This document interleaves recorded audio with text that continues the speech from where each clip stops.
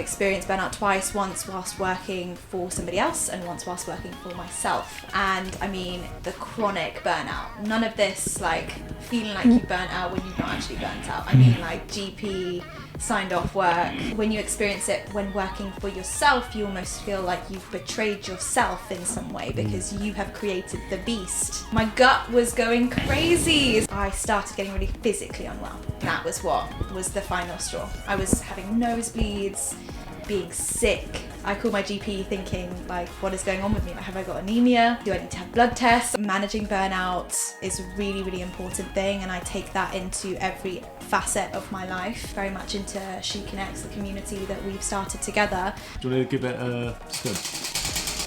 Welcome back to the PerformWell Podcast. This is the podcast for you if you're looking for performance and wellness optimization so that you can not only smash your career, but also have a better life, better relationships, and better health. We believe that performance and wellness are yin and yang and work together. So listen in as we dive into topics that are going to help you optimize your life for the better.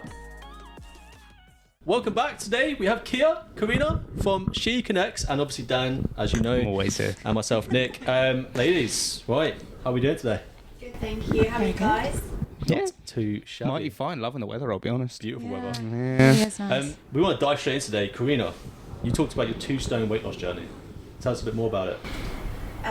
So my journey took place in lockdown. My auntie took a picture of me, and I saw that picture, and I was like, okay, I need to make a change. And I don't know what happened or what shifted in me, but I saw that picture and I started researching and watching loads of videos and seeing what I can do. And that's when it all started. I was really disciplined. 1,002 calories every single day, which is probably not healthy. I think it was sustainable in lockdown because there was no distractions, there was nothing else in the way of that. 10,000 steps every single day, 3 litres of water every single day. I cut out carbs completely, no dairy, and I did home workouts. I know Chloe Ting was Yeah. there at the time, so I watched loads of her videos, but ever since lockdown has finished, I've not been able to achieve that, and I think because it wasn't sustainable, 1,002 calories isn't healthy. No, it's That's hard phenomenal. to keep that. It's hard to keep like that level of calories for so long. We normally say in the industry it's aggressive cutting or aggressive dieting. You normally look to do it between like 6 to 8 weeks in blocks as well. Sometimes you do it for longer. Say when Nick stood on stage, you do it for a bit longer, but it's fantastic. I mean, as a result, it's insane to lose that much amount of weight, and especially in lockdown as well. Like getting the steps in as well, regardless of the situation, having a mindset to do that. Now, with such a dramatic change, did that drive on any ambition for you? Yeah, my confidence increased so much. I think I felt a lot better in my own skin. I felt lighter. I felt happier. I think when you take care of yourself and your body and your mind and your soul, it increases your happiness. So I felt different. I've never felt like that before. So yeah, so I think I had a lot of self-belief, and I believed that I was capable of doing more because I made a promise to myself and I achieved it. For example, when you work for somebody else, you're always up at 9 a.m, or not 9 a.m, but you're at work for 9 a.m. But when you make a promise to yourself, sometimes it's a bit more difficult to keep, but I kept that promise to myself, so it gave me that reassurance that I am capable of doing what I want to do for myself. Yeah, totally understand it. And I mean, Keeya, obviously want to bring you in here. I think you've had a bit of a different kind of, should we say, last few years with burnout in particular. So what was it about the burnout that you experienced in your early years as an entrepreneur, building businesses, that caused you to start taking care of your health more so? So I guess my journey with burnout is a little bit unconventional.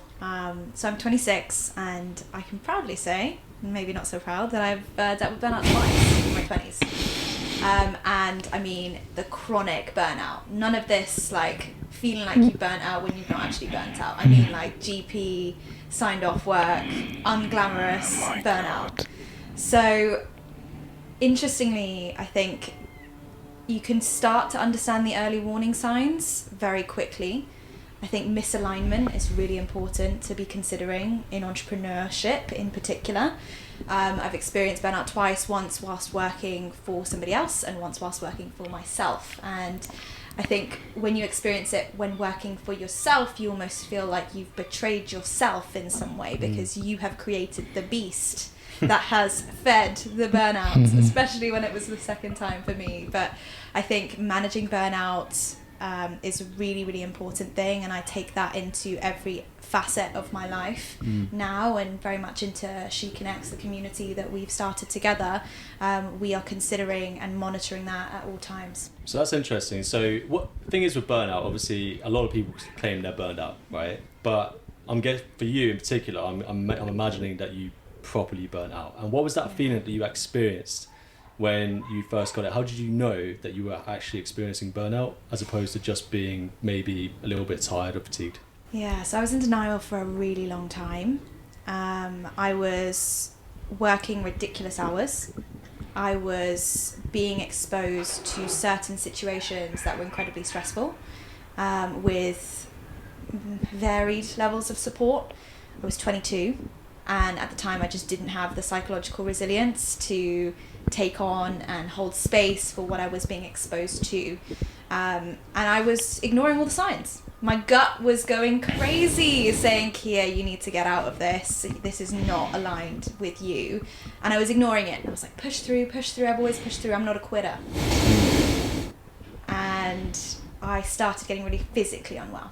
And I think that was what was the final straw. I was having nosebleeds, being sick, not sleeping. It was really, really bad. And I called my GP thinking, like, what is going on with me? Like, have I got anemia? Like, do I need to have blood tests? Like, do I need to go in for further testing? Like, why am I constantly unwell? Like, it was months and months of me just being really physically sick. And we did all the blood tests, we did all the scans. Thankfully, I'm absolutely fine, clean bit of health. And he just said, look, you're 22, you're experiencing burnout. I'm either going to sign you off work for a couple of months, and I was still in my traineeship post-uni, or it's time for you to consider other options. And hearing that from my GP was the biggest wake-up call. And so I quit my job with no backup plan, and haven't looked back since, really. Your story is so relatable. Like, I'm not sure if, Dan, you've been through burnout. Oh yeah, not chronic. I'll say not chronic. I've been close, but I think it's times when, again, you keep going, and there's always, as you say, there's always warning signs. There's partners, there's friends, there's people turning around to you and saying, I think you're doing a bit too much at the minute, because they'll see it from that outside perspective. But it's almost like I say, you're like a rabbit going down a rabbit hole. You don't really see anything that's going either side of you. You're just going straight, and you just keep thinking about that at all times. And like, it affects people in different ways. Like, obviously you can get to the point of like emotional burnout with a lot going on, physical burnout, and I think sometimes it's really refreshing hearing your point of view on that as well, because a lot of people go through it, and I argue with the speed of the times now, a lot more people experience that feeling, that sensation. I mean, a lot of these burnout, a lot of these stresses can come from different angles. Like you said, there's mental, there's emotional, there's existential. You've got physical, environmental, social. These are the big six that come up, and if your stress gets to a certain level amongst all of them together, it's something called your allostatic load. If it goes over the top, then your sympathetic nervous system is constantly switched on, which means lots of cortisol, breakdown of your body, fat gain potentially, decrease of mood. And that's probably what you experienced, was like all these things had just reached a breaking point. And you mentioned about alignment. So what's interesting about that is existential stress is something very important in people's lives. Being aligned with what you actually want out of life, you will have purpose and meaning. And one thing that you two ladies have done is you created a community called She Connects, right? So is this, whose idea was this to begin with, out of curiosity? Who decided, right, let's build a community together? So me and Keeya actually met in December, and I think we had quite similar stories. We were both working from home, quite isolated, and we met in December and we clicked instantly, which is cute. Sounds like me and you. It does. Oh, cute. Power couple, baby. We were just talking about how there's no community in Southampton, there's no space for women to come together and connect other than going out, clubbing, drinking, which isn't sustainable, hangovers, not fun. And I think I was like to you, like, Southampton needs a community, and Keeya was like, let's just do it. Yeah. And it just happened. Like, we never looked back, and we were so proactive. I feel like so many people have these incredible ideas and they just sit on them like little golden eggs, just stewing forever. And I'm certainly the type of person where somebody comes to me and says, like, let's do something. I'm like, let's do it, and let's do it right now. Like, we're going to think of the name right now, we're going to plan the strategy right now, and we're going to launch, maybe not right now, in a little bit. But once we have that together, you can spend your life planning the most incredibly sounding, grandiose business idea and not launch and flop as a result, and then you'll spend your whole life regretting it. So with She Connects, I'm really excited that we actually started it. We thought of a name right away. We met up again in January after meeting in December, and we just started. I was so impressed with how Kareena was so on it when it came to the branding. We had an assignment for each other around, like, if we need to both go away, we need to do the whole branding for She Connects. We have this idea, let's put it on Canva, let's put it on paper. I didn't do anything. Kareena came back to me with this huge branding deck. She did the ethos, the logo, everything. I was so taken aback that it was inevitable. We were going to have to do it, and we were going to have to do it now, which was incredible. So yeah, I'm really excited to be working with Kareena on this. And I'm really excited to be working with you.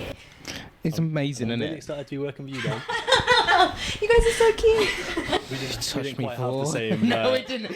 Different explosion from our point Yeah, of view. we had some ups and downs in the first couple of weeks. It was like, from, I think, anyone who's launching a business, and especially kind of gives an insight to working with a business partner. Like, there used to be 3 of us as well for the company, and when we first launched in that first year, we all launched together, but then we had a lot of misalignment. We were trying to do a lot at that point in time. That's the misalignment is the biggest thing. Like, especially as a partnership. Like, one thing being misaligned with yourself, but then when you've got 2 people and you're misaligned, it's difficult.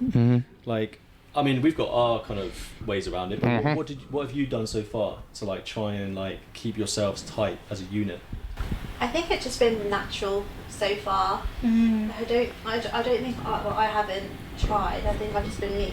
Yeah, and I think, certainly division of responsibilities from the outset was really clear.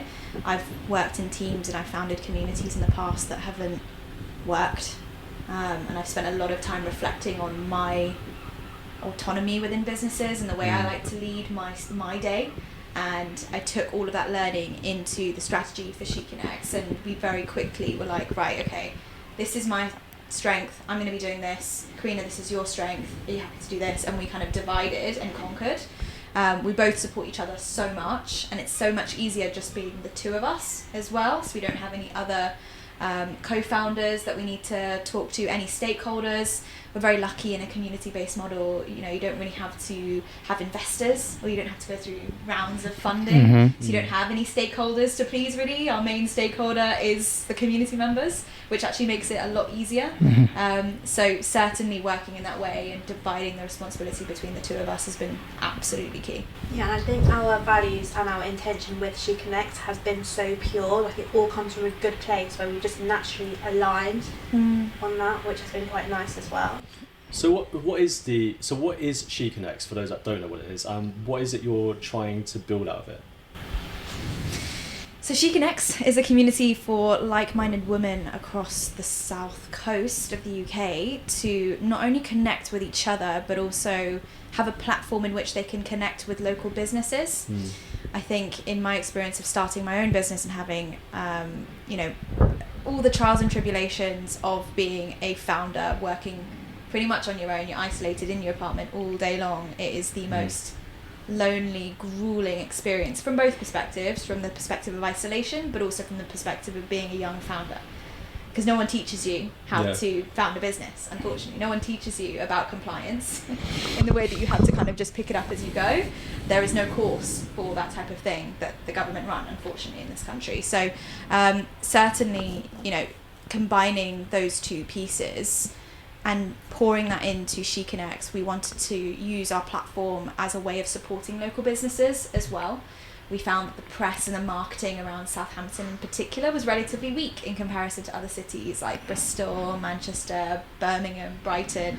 And as a result, a lot of people were flocking away to classic, of course, London. Everyone's leaving to go to London, and we were getting tired of that. And if we want more investment into our city that we grew up in, we've got to nurture the current investment and the current business owners that are here. And the girls have been so on it with that. Girls supporting girls. Everyone has just banded together to support all the businesses that we're working with, as well as supporting She Connects. And it's been incredible to see. I think it's fantastic. Honestly, when you're building that kind of community, that strength in there as well, and you said girls supporting girls, one of the biggest things you see on social media, I found it over lockdown, because over lockdown on social media, when you're trying to grow an Instagram group, you kind of had these little kind of pockets, what they called engagement groups or fake engagement groups at that point in time. And they're all the range, but you notice the community, and primarily there was a lot of ladies supporting everyone in there. You'd probably have a dash of like 4 blokes in there, and we'd be the laziest buggers in those entire groups when it comes to that kind of building community. But everyone supported each other, and there's that such rapid growth element to it. So it just allows that kind of alignment, that bringing everything through. And obviously you've done so well in building this up as well, considering what it's launched very, very recently, hasn't it? And we've seen everything on social media. Your Instagram followers are over 1,000 already. You're just building this kind of portfolio of people to come into it, and there's more people like begging the interest to come and do it along the way as well. Now, obviously, when you build a business, when you found anything, there are struggles, there are difficulties. What is one of the main struggles that you came across, and how did you overcome it? I don't know if we've come across any major struggles yet. It's a really interesting question, because I think typically the narrative is imposter syndrome. But with this, we just kind of went for it. I think we were so proactive, and we went so fast, and there's still so much excitement that there hasn't been any room for doubt, any room for us to overthink. We've been so busy. Yeah, and the response has been so positive. Like, the girls have been loving it, and they've been so amazing. They've been supporting us the whole way through. There hasn't been any room for doubt. Yeah, literally, we just haven't had the time. I guess we're quite fortunate as well. No, that's good. Yeah, it's really cool. I mean, look, I told Dan about this before, but back in 2018, I ran a calisthenics community group called Bar Trips. Bit different, obviously, it's fitness related. But I did notice that the same thing happened. Like, when there's 2 of you aligned to building a community, which is what our goal was, and you've got a community that are just as passionate, such as the calisthenics community, which entrepreneurs are just as passionate as well. It grew like that. It was like 2 months later, it went from 2 people talking about it to having 70 people turning up to a boot camp that we ran. And it was insane. It was incredible at how fast these things build. Now, the thing that we found as a struggle, which I'm not sure if you will find or not, because you got your head switched on, should we say, but we found that when it got to a large enough size, in order to keep the magic going, we needed to create bigger and bigger events, which we needed money. And we didn't have a business structure behind it to support that growth. And so eventually it fizzled out. Now, with that in mind, you're not there yet necessarily, but you've done really well with the growth aspect. What is the next step for She Connects? What are you going to do next to keep these people moving along this kind of community building chain? Going to bring out ambassadors. So we want to spread across the South Coast. We very quickly realised that there's only 2 of us. And we've been so lucky in that girls have been reaching out to us quite proactively, saying, hey, can I volunteer my time to support you guys? Can I come and shoot some content? Can I take photos? Everybody's bringing their skills to the table and wanting to work with us, which is incredible. So in order for us to spread in the way that we want to and expand, we want to go to Winchester, we want to go to Bournemouth, we want to go to Portsmouth. And we're struggling just to take on Southampton, the 2 of us, to be honest with you. There's so much going on here, and we've had such an incredible response from the business owners here. It's actually a full-time job in itself to just keep up with this one area, which actually is shocking, because I went from a couple of months ago thinking there's nothing going on to being so wrong about that. I couldn't be more wrong. So we're bringing out brand ambassadors across the area and looking to really support them in up-leveling their skill set. We're going to teach them how to pitch themselves, how to host events the She Connects way, and also how to network, how to cultivate brand collabs, gifted deals, and really support them in establishing themselves as a thought leader in the area in exchange for supporting and promoting SheConnect. So it's a win-win for everybody. Love it. I think it's great. Honestly, it's honestly fantastic. Now, I want to circle back round to kind of burnout and big mindset and body transformations again, because I think it's so valuable of how it works into you two building the brand as well. Because again, without those big transformations on both of your sides, I'd argue it makes it very difficult to come in with a mindset to do what you've done, because it almost gives you that level of resilience. Say, if I can do this, I can pretty much do anything, and it builds on that. So for both of you ladies, what would you argue looks like a balanced week for you? A balanced week in air quotes, because I don't think that exists. But like, what would a balanced week look like in terms of looking after yourselves, but also looking after the business? I think when you wake up every day feeling fresh and like you wake up with energy, then you know you're doing something right. So I say a balanced week would be spending time with yourself, spending time with your loved ones, spending time on work and making sure that you're efficient, and getting enough time for sleep as well. Brilliant. I think I'm still trying to figure this out. I'm on the quest to figure out balance, that's for sure. SheConnects is one of many other projects that I'm doing at the moment, and SheConnects in itself is like a full-time job at the moment. So a balanced week for me is at least lying horizontally in my bed for 8 hours a night. Is at least taking half a day off and not being on my phone. I've recently reactivated the screen time thing on my phone, which I don't know how it got turned off in the first place. Yeah, I start with all these good intentions, and somehow the downtime thing just disappears. Don't know who turns it off. Some sort of phone goblin. I think it's me. But yeah, so I've reactivated my downtime. I've got like app limits. So past 9 p.m, unfortunately, Kareena, you're not going to be getting a response from me anymore.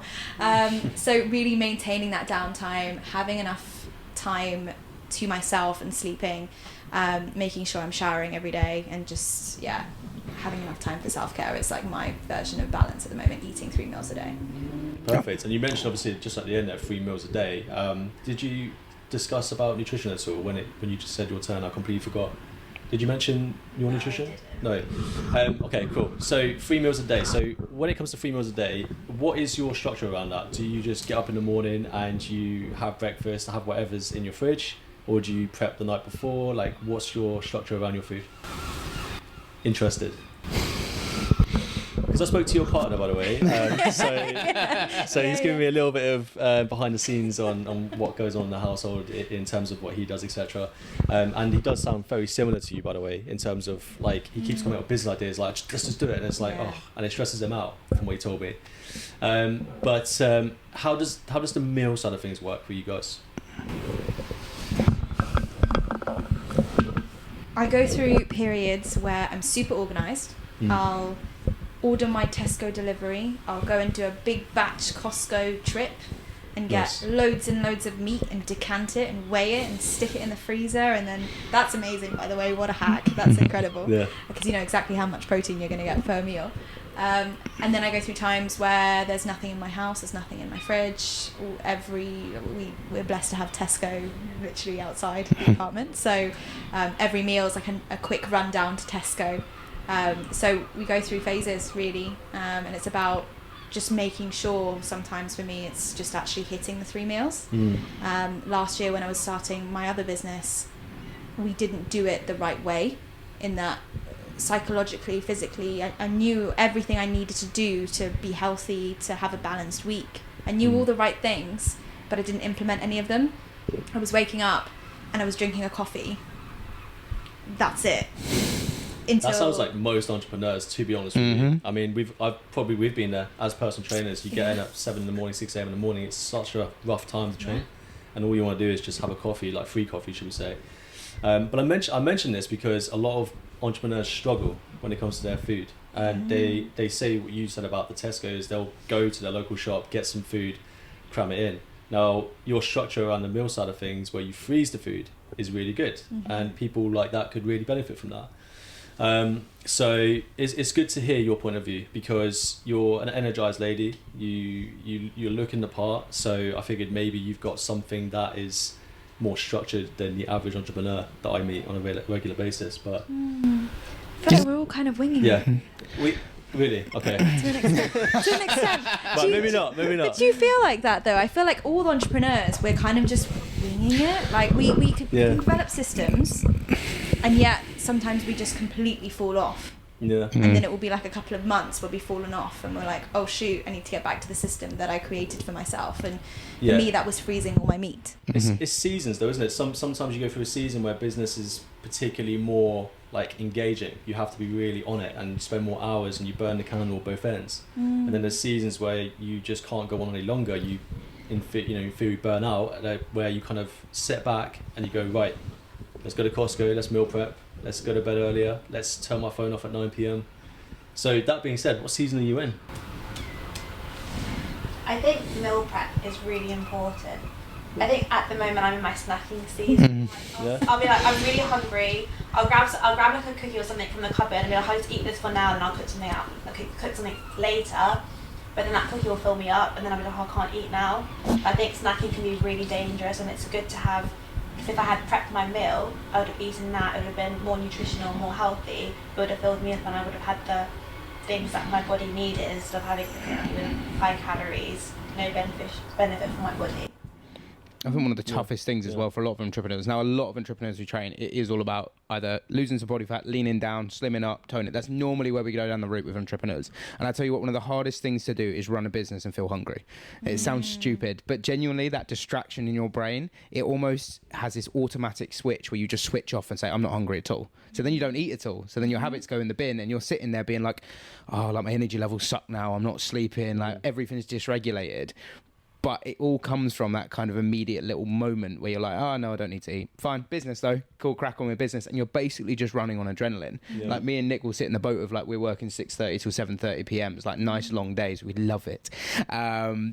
And those days, they're so critical for eating. Like even before I came to this, I had my lunch at like 9:30 this morning, and that sounds stupid, but I would not have an opportunity. Yeah, I had no opportunity rest like between this time. So if I eat a high volume of food in the morning, I know that's going to carry me till at least like 2:30. So then I can get home and then I can just bang something in and just eat whatever I need to that I was going to eat earlier. But it's about playing it day by day. I think we try to create almost unrealistic routines for a week that don't set in stone, because let's be honest, as entrepreneurs, our weeks do this constantly. No day is the same. Exactly. No. But weekly planning, time management is probably the most critical skill, not just for entrepreneurs, but we've had clients where they've struggled to get their meals in, they've been struggling to get into the gym, and we ask them, right, let's bring your calendar up, let's have a look at where we can fit this in, and none of them have a calendar. Could you imagine living without a calendar? Oh, I couldn't live without my Google Calendar. Color coded. Do you know what I mean? And those that plan things tend to actually do it. And how many times do you plan in your calendar to meal prep? Oh, I don't think I have ever done that. I don't think I put it in my calendar, but fail to plan to fail. Right? Deep. Yeah. Deep. deep quote. Yeah, like bruh, deep. Never heard that one before. I have heard that one, yeah. No, I'm joking.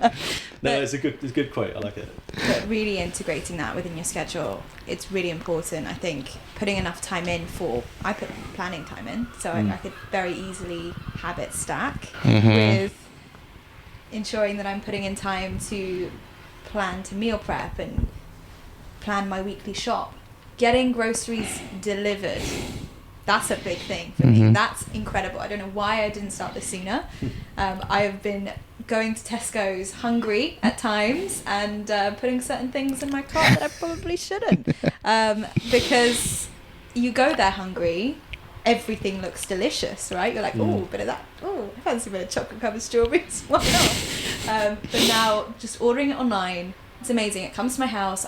I've made mindful choices about what I'm going to eat, and when you're as conscientious as you have to be when you are online shopping, you're looking at what's in your cart, you're able to then plan what you can then eat from that, and then I actually write it on a whiteboard at home what I'm going to eat every single day, because yes, if the frozen meat is frozen, I need to defrost that meat. Yeah. It lasts forever, and we've had a Costco meat shop sitting in our freezer for like 3 months now, which is amazing. It's still going. Mm-hmm. That's good Still stuff. good. Honestly, it's so good when you can do that. I need a bigger freezer. So It's hers and her partner just like decanting all the meat and putting it in bags and weighing it. yeah. It took him like 5 hours. Poor Yeah. Has. Important time though. You've saved yourself going down there and be like, that almond croissant looks delicious, but I Yeah. don't need it, but it looks delicious. Sometimes I do a little dance in Costa when I'm really hungry. What? Really? Vanilla cream crown. Yeah. Why? Yeah. Or honey chocolate. Bring that back. But you asked earlier about Yeah. what season we're in Yeah. at the moment. And I really believe that you exist at this point in time in multiple dimensions of yourself. Mm-hmm. Right now, I could be the grumpiest, most horrible version of myself if I chose to be.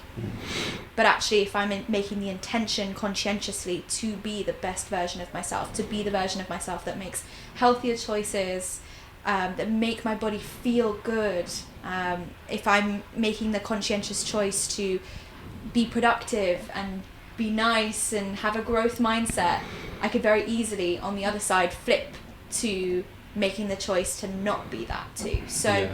I think it's about being really intentional about who you want to show up as on a daily basis. I don't see life in seasons. I see it as a day by day. You do your best depending on your energy level on that particular day, and you come from a place of intention as to what version of yourself you want to show up as on that day. And I find that's really helpful to not get overwhelmed. So if last week you fell off, it's all right, because we're not working in. Yeah. I don't work in seasons per se. I can actually make a different choice today. So with that in mind, do you ladies do meditation? Do you meditate? Do you practice mindfulness? Anything like that? When I am feeling nervous, I will like pause and I'll take in like deep breaths, and that really helps. But I should, but I don't. And I know meditation is really beneficial, just to sit there and like breathe, like focus on breathing for a long period of time. But breathing is meditation is breathing. So when I am nervous, I will just like and just pause. Brilliant. I do meditate. Yeah. I had a feeling based on what you said, it just sounds like you probably have a practice. Is that right? Every Yeah. day kind of thing? No? Okay. Maybe. Should be every day. So I use this app called the Superhuman Meditation app. Nice. It's a paid subscription, and they do activations. So my bugbear with meditation is that I don't like sitting down for half an hour or 15 minutes and not doing anything. My mind will just be thinking about all the different things that I've got going on, and really that's just me. But actually doing an activation, you could be actually shopping and have this meditation in, and it's still a meditation. I don't think you just need to conventionally be sat there cross-legged, hands like this, to get the benefits of the meditation. So I do it actually before bed. I lie in my bed and I do my breathing, and that helps me go to sleep at night, particularly when you've got so much going on and you have that never-ending to-do list, of which we all have, and we can all probably bond over that. But that's really helpful, and it has gym activations as well, so you could do it in the gym. It really is amazing. I love that. And like a lot of people always talk about morning routine, but no one talks about evening routine. Like evening routine, I think, is critical for a morning routine to be successful. Like binge watching like Black Mirror, which has come out today, by the way, every single night before bed, 10:30 p.m, and then you fall asleep in a blur, and you wake up and you're like trying to find your belongings and everything like that. It's just not a way to do it. I think when you fall asleep and you're listening to something like that, it's going into your subconscious mind and you're sleeping on it. And I think that can be quite dangerous as well. This is something we talk about a lot actually in the workshops that we deliver, is about being really careful what you're exposing yourself to, in that you can internalize the beliefs of others very quickly through exposure to TV shows. Black Mirror is notorious. I actually don't watch it. I'm very, very careful with what I watch, and I only rewatch shows that I've already seen. Like I'm rewatching Grey's Anatomy right now. It's kind of a shame to say that, but at the same time I absolutely love it. For some reason the same things always keep happening, but actually it's good, it's predictable. I'm not internalizing the beliefs in the way in which I would be if it was Black Mirror, or something that's raising my cortisol levels or causing me to be just pumped And being in that state, going back to what you were talking about earlier around nervous parasympathetic versus sympathetic nervous system. Nervous system dysregulation can cause so much inflammation over time. Because when you imagine something, your brain can't tell the difference if something's actually happening externally or internally. So if you're thinking of like a stressful situation, your cortisol levels will increase. Absolutely. And you can, self-fulfilling prophecy, right? You can believe things into actually happening because your brain does not want to be wrong. So being really careful about what beliefs you're internalizing, what are not yours to keep, is really important. Coming from that place of self-awareness is something that we talk about all the time in our workshops, is really, equipping people with the skills to be able to be self-aware enough to say, actually, that's not mine, that's my episode of Black Mirror last night. Instead, and especially when you're going to bed, you're priming your mind. Your brain is going to sit within itself all night for the next 8 hours or however long you're asleep for. It's just going to stew that information over and over. Yeah, I completely agree. Yeah, we were speaking to Ben Kuma about this on the last podcast previous to this. Your love. Yeah, they were really, really good podcast, really eye-opening. And from the conversation that we were having, again, this internalization, he does a lot of grounding work these days. He's been exploring spirituality, the psychological mind, and like how things work and why we develop the beliefs and habits that we do. And one of the things that came up, it almost turned into therapy at the end of the podcast, didn't it? Yeah, we sat there just chatting, and we were speaking to Ben, and Ben was like, well, like from a psychological perspective, a lot of the beliefs that we have been ingrained for years and years and years. So when you work with therapists and stuff like that, it takes a while to unwind them. But similarly to what you're saying there, you're unraveling a massive spool of beliefs that you put in your mind every single time you think about it. And if you've had that belief for 20 years, you're unraveling that, and it takes a long while to do it. But people got to be patient around that. Like more so, I've got that too. Like I'm being patient with things I'm unraveling to this day. It's never easy. Same when we go back to kind of like diet and health. There is a belief set in there for ages when you do, for example, like yourself, lost a lot of weight. There's a belief set in there you had from when you had the weight that you had, that you're still unraveling it now, even when you've lost the weight. And those things and those habits, those containments come back. And it can be fearful at times. But if you have that mindset switch where you say, actually, this isn't me now. This is me a little while ago. Like me and Nick, we bonded over having skinny boy syndrome, that basically we always used to get bullied when we were younger. And that kind of transparency to say to each other, you know what? That was us when we were like 18, 19, earlier than that. But now we know we put on some muscle, we're feeling stronger. We can do things that we didn't think we'd be able to do. And it's that self-proof, that self-confidence to deliver over and over and over again. And the only way you get around that, arguably, is having undeniable proof of your success. Undeniable. And it's just turn around saying, you know what? Like for me and Nick as business owners, same as you said, imposter syndrome, If you haven't got undeniable proof you're good at what you do, nobody's going to believe you. You're not even going to believe you. So like us turn around and be like, look, we have this 30 block of transformations that we've done over the course of a year. 300. All right, sorry, 300. 300 times up by 10. 300 guys. 300. I was using an example, give a patience. 30. Yes, 30. 17 years between us. Yeah, there is, yeah. So you build up that kind of rapport. Now for you ladies as well, obviously there's different energies in any business partnership as well. How do you utilize both your energies to like build the business like you're doing now and help each other?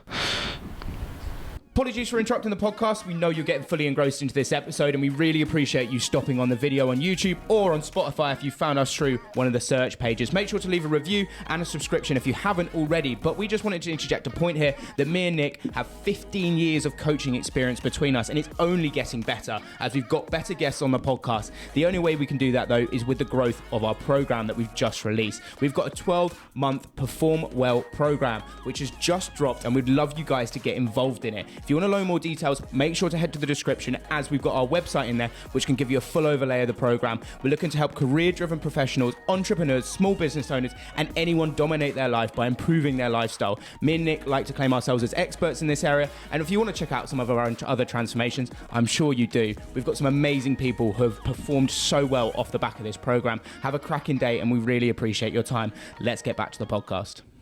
So I think we both definitely embody our masculine and feminine energy. I think it's really important to have a balance of that yin and yang energy, because your masculine energy is like where your decision making comes from, your goals, and your feminine energy is where your intuition comes from, and your more creative side. So it's really important to have that balance. Absolutely. I'm often in my masculine majority of the time. I was brought up at home with my brother and my dad, so I was brought up to have very masculine traits at work, in business, in all forms of my life. So being feminine, you know, is a bit more of an effort. You know, being in touch with my intuition and my gut feeling and leading from a place of softness is an effort for me at times. But I find that between the two of us, we both have different personalities, which actually seem to work really well. And we come to the plate with different energies as well. I think, Kareena, you're very creative, which is really cool. And you're very, you know, excited about what we're doing, which is really refreshing, because I feel that I used to be very excited in business when I was a little bit younger. But as I've aged a little bit more and had perhaps some not so great experiences working in business and really been under the cosh at certain points, that excitement and that freshness kind of goes away a little bit. So I'm really excited to kind of draw upon your energy and that excitement of like, this is new, this is a new experience, this is novel, this is really exciting. And I really work with that, and that inspires me in a way too. So in terms of the energy between us, I think that's really how I feel. But definitely going back to the masculine versus feminine energy piece, I find that the narrative as well has gone so far in the direction of mask is goal setting. It's kind of gone away from, and I don't know, it's a bit controversial, but sometimes I feel that it almost makes it out that if you're feminine, you can't achieve goals. You can't be bullish in goal achievement. You have to be like soft and slower and more mindful. And I think you can be feminine but also be super driven, super out there, super killer as well, but in a different way to that of a stereotypical mask. Would you say you're using your masculinity to do that though, or are you saying like this is a like you can be femininity can do that? Is that what you're saying? No, I think you need to tap into both energies. So for example, it's like a river. The water is like the feminine energy, free flowing, and then you have the riverbank, which is like the structure, and like it works together. Without the riverbank, the water, it would just like flow everywhere. That's good to know. Yeah. So I think you need both. There needs to be that balance. It's really interesting that you say that, and again, you know, I have a differing belief, but I feel that it's gone so far in that way. It almost makes it seem like feminine energy can't be successful just being a feminine energy. Do you see what I mean? It's like that idea of the fact that the masculine has to be the riverbank. What if the feminine energy can be both, just like the masculine energy can be both? From what I've heard in like yin yang philosophy is that like femininity is described as chaotic and masculinity is described as order. Yeah. And like I'm obviously this is just what I've learned about it, but like men on average tend to be more logical minded from what I've seen. Like you can agree with me or not on that, depends, but and then women tend to become a lot more emotional, like range. Yeah. But I wouldn't say masculine means men and feminine means female. No. Yeah. It's more character traits, isn't it? A man can have more feminine energy and a woman can have more masculine energy. I think it's just important to have a bit of both and to have that balance. And I think some people are more dominant in one, but it's important to be able to tap into the other one. Both need to like work together. I mean, there's benefits to both. Like feminine energy is very supportive. Like look at masculine energy and like how supportive that is. Like most men in prison, hyper masculine. Where's the support there? It's mad. But there are benefits to both, and like as you said, you can encompass both of them. And I think like a man not being in touch with his feminine side is dangerous. Like they need to have their 100%. Because then it becomes toxic masculinity and toxic femininity. Yeah. And I think any extreme is the problem. I think we need that balance, and I think it's hard for someone to know if they're more masculine or more feminine, I think, unless you're self-aware. it is a tough one. It is, and I think you've got to completely. Again, it's going in with an open mind to these situations too, because everyone in this world, as soon as you met, it's like when we spoke about diets and vegan diet versus carnivore. That's almost like your split decision there. Someone you have to be one or the other, and it becomes a shouting match in the comment section. Yeah. Who's the loudest? The same thing on any kind of mask or femme post. Anything that is kind of like pro mask or pro femme, it's just who can shout the loudest in the comments. There's no logical side between either parties. It's just showing off the extreme character traits of either. And that's not how things work. You cannot go into, and as Nick said, prison's a prime example of that. That's when people pick up key traits and they exacerbate them to an extreme. Well, it causes harm to others. And the same thing, you see it just all the time. And social media always like highlights the extremes though. They're the ones that always like get the viral moments. It's like the extreme feminist or the extreme, what's the opposite for a man in this case? What would you call, if it's feminism for women? What's the male version? Misogyny? No, not misogyny. Right? No. You get what I'm saying. So the extremes of either, like let's just say toxic masculinity in this sense, like the extremes of other are just both wrong. Like we need balance, and like it's not popular to be balanced. It seems, at least on social media. No, you need a bias, and like social media and the algorithm likes you having a bias. You have to have a biased opinion. Yeah. People love like controversial opinion. Who's it? What's the guy who did interviews? Charlie, what's his name? Did the ones. Very famous guy, used to sit and do like talks outside universities. Charlie Kirk. He does that, but he has conversations with people, doesn't he? It is more political, but he does also go into like those conversations about like transphobia, all those areas, masculinity, femininity, and he goes into a deep dive on them. And those clips do amazing because it is this kind of like he tries to demonstrate in himself that masculine side without having that emotional comparison to it as well. Yeah. But then that gets promoted through, and everyone thinks, as a bloke, you should be more direct and ask these questions. Like, Eastern philosophy, yin yang, like is all about balance. It's like it's been described that way for a reason. You can't have one without the other. Like it's two opposites that attract, and I think. Yeah, being balanced, especially as an entrepreneur, I do agree that like it has been dominated by that masculine energy for such a long time, and obviously females being empowered to step into the foray a bit more has kind of brought these questions up. Or like, do women have to be more masculine to be successful? But could the business world potentially change where it's not driven based on a masculine urge to get business done, but it's more of like a feminine place in order to make business? For example, community building, I would say, is probably more of a feminine trait.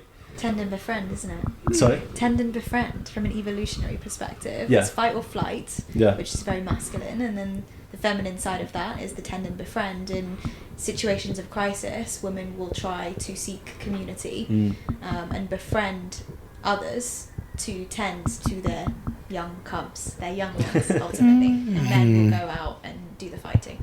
I think there's research that shows that women in power in like those leadership roles, the businesses tend to be more profitable. To do better.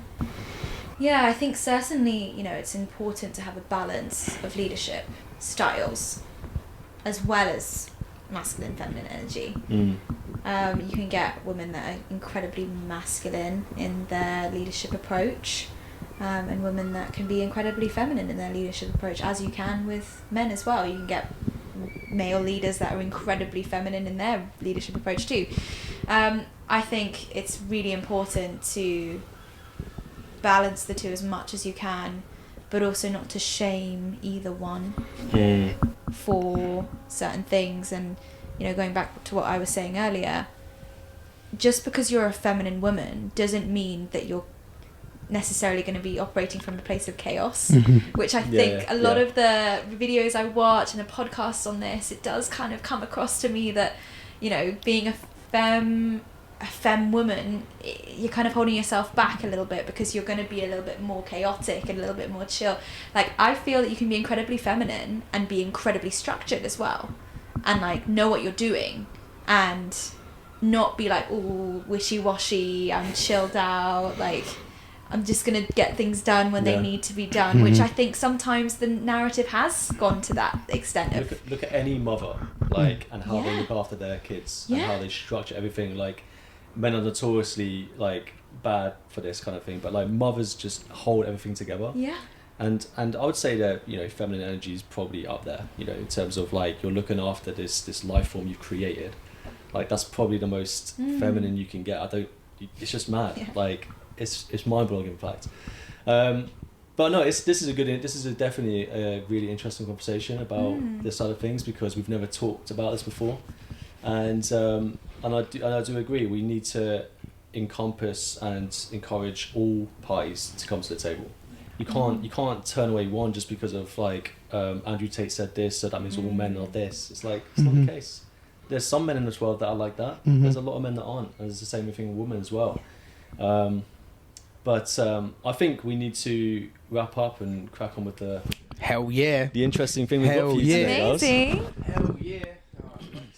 I would love to carry on talk about that, by the way, but It's talked about it for ages. I know, that would have been great. You're going to have to come out of the way, mate.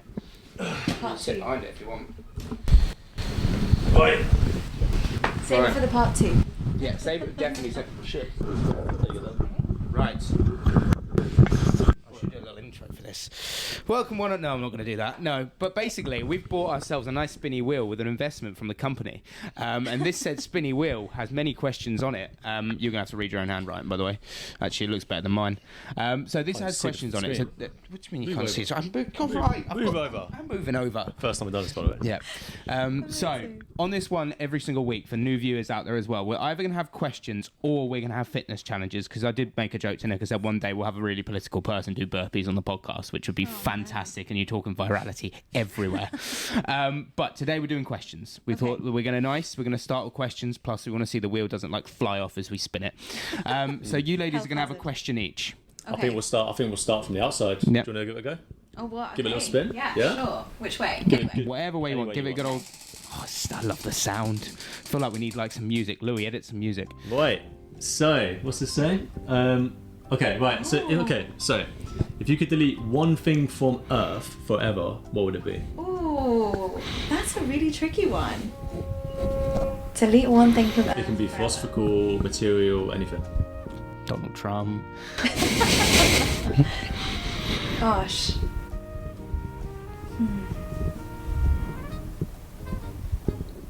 Ooh, okay. The idea that you have to suffer to be successful. Okay. I spent so much of my time thinking that I need to sacrifice so much stuff and the struggle needs to be so real, when actually it doesn't. Actually, it's okay for things to be easy. It's okay for things to click. It's okay to ensure that you're working in alignment so that you don't feel like the struggle is real. So again, with starting She Connects, it doesn't feel like it was this massive ordeal, really hard, really tough, whereas in other business models, it felt hard. And it was almost like I was doing it to get that badge of honour, that the struggle's real, entrepreneurship's hard, wow, like, we get it, it is hard, but it doesn't have to always be hard. Yeah. So really deleting the idea that you have to struggle to be successful. I know that. Anything you want to add to that? Quick one fire. thing that I'd delete from the Yeah? probably war. War. Okay. Oh, That'd be good, wouldn't it? I should have said that one. Yeah. No more war. Well, yeah. Do you want to give it a spin? Oh, such a good one. Great investment. Oh. You're famous for something dumb. What is that thing? Where do I start? That's good. We've got ideas. Go for one of them. Probably getting parking tickets at this point. Oh, really? How many have you That's got? not dumb, I wouldn't say. I think that's pretty standard these days, isn't Oh, it? I don't The know. amount of car parks they get you. Could you put an estimate on how many do you think you've got? I've got my car towed as well. Oh my god. That's next level. So probably parking in silly places. Okay, fair enough. I rate that. Very off topic. Southampton City Council are sitting there like, Yeah, yes, yeah. she's parked again. Brilliant. My mum was always telling me off. I'm just helping out the council. You're making an investment. Well, interestingly, I will speak to, because I train one of the counsellors, so I'm going to be like, do you know this lady who parks in random places? Did you tow her car? I'm just supporting the community. That's fantastic. Did you want to spin it just for funsies? Oh, I'm definitely going to spin it. We ready, guys? I think you both need to answer. Oh, the fine. question. Oh, there's some horrible ones on there. Okay. What we got? Your Ooh. life theme song. Now you've got to sing it as well. Yeah, like, fuck, I can do that. What'd you go for? My life theme song. I don't even know. There's so many. What could I pick? something that's tragic and yet uplifting at the same time. What's tragic and uplifting? Sometimes Ed Sheeran. Take On Me from Aha. Ah, clever. There we go. I like that. Yeah. Yeah, that's cool. Don't copyright. Hold on, let me go for it. Spinsies. I'll go for a delicate one. I don't want to break it. Oh, fuck's sake. Have you ever sent a naughty text to someone by accident? And what is it? Oh, for God's sake. Right. All those naughty macros. text. Oh my God. It depends what we're defining as naughty. Protein. Look, I haven't sent anything to the council, don't worry. Good. Glad to hear. God, what? Uni is probably a prime example of this. I was a little bit of a minor naughty person, and there was one time I thought, you know what, I'm going to be the boy about town, I'm going to chat to 3 people at once and see what happens. Yes. Worst thing that happened, I sent a message that was meant for one person that went to another, and it had context within it, basically speaking about an event that I'd shared with them. No longer like this, can I clarify? I'm a very nice, loyal man these days. But when you're at uni, everything flies. And I sent this message, and I think it was in compliance to a rave that I'd gone to. Basically, this rave, I borrowed someone's deodorant, and I was speaking about this deodorant. They were like, I don't own that deodorant, when they responded, and I was just like, you sure? You sure you don't own that deodorant? You positive that wasn't me? That's probably the naughtiest thing that I've ever sent. It was, You've got to try and backtrack. I've got to try and backtrack from there, but that was like, uni. oh, I'm so sorry, I just had a brain fart. I am a nice person, really. Let's do a quick fire one, so everyone has to answer at least quickly. At least quickly. Yeah. Swap lives with somebody for a day. Ooh. Who would it be? Beyonce. Strong. Beyonce. Like that. Who would I swap lives with? It's an interesting question. Probably like a Bollywood actress. Really? Yeah. I would love to live my Bollywood Lifestyle. lifestyle. Yeah. Bollywood best vibe. Yeah. Right, Donald Trump. No, I'm joking. Bear Grylls. Bear Grylls for you. Who would I swap lives with for a day? Oh, Christ. Lassie. Who? dog. Lassie the dog. Yeah. I do have Lassie energy, I'm not going to lie.